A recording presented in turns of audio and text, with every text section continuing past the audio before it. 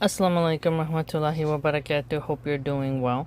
So I found this post to be quite a confession because it says here allowing Islam to spread ensures the takeover of America and the end of American values. This is just an admittance that Islam will be adopted and accepted by the majority if they hear it. So, well, thank you. Clearly, if you don't stop Islam from spreading, it will spread. And that means people will convert. And so, well, thank you for the compliment, gentlemen. Now, he thinks it's wrong that Muslims should have a booth where we say Isa, Jesus, may Allah be pleased with him, is Muslim. But he hasn't said anything about the Jews denying Jesus' prophethood or him being God or the Son of God from the Christian angle, the prophet angle from the Islamic perspective. So he doesn't say anything about that, which I find quite peculiar. If it's all about defending Jesus, well, then you would point a finger at those who don't even value him at all. Okay? And why is it wrong to say that Jesus is Muslim, but it's okay for South Park to mock Jesus? I always found that interesting. So he's not saying, hey, we need to stop people from mocking Jesus. We just have to stop people from saying he is Muslim. So he finds it more offensive to say Jesus is Muslim than all the parodies that mock Jesus, right? I found that quite telling.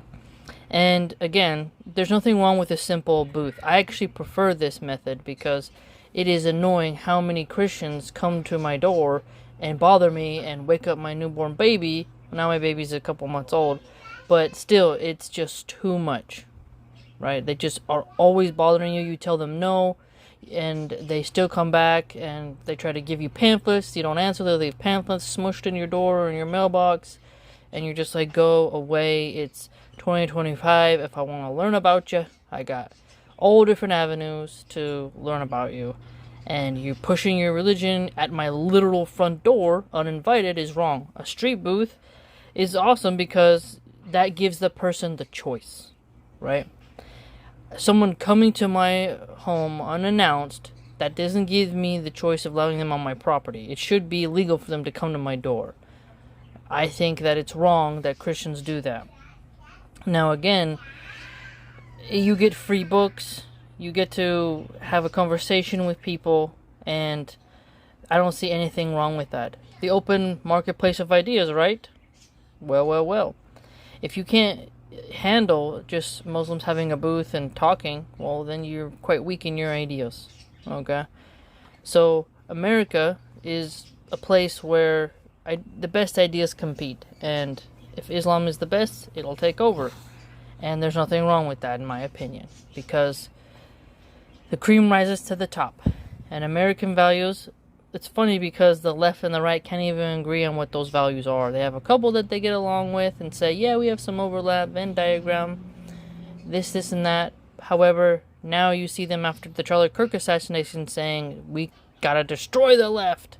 Well, the left says they have American values. The right wing says they have American values. So, what is it then? So it's okay if the right wing takes away American values, but it's not okay if Islam changes and shifts what American values are. American values will change over time like every other empires. England's monarchy is not as important as it was, 700 years ago, or however long, England's been around. I'm not exactly sure how many years to this date it's been, but they're a pretty old empire. So they put in the prime minister system that wasn't always there. Think about it. And British values changed over time. No matter which way you square it, countries change, nations change, and values change. So Wall Street apes can cope and seethe.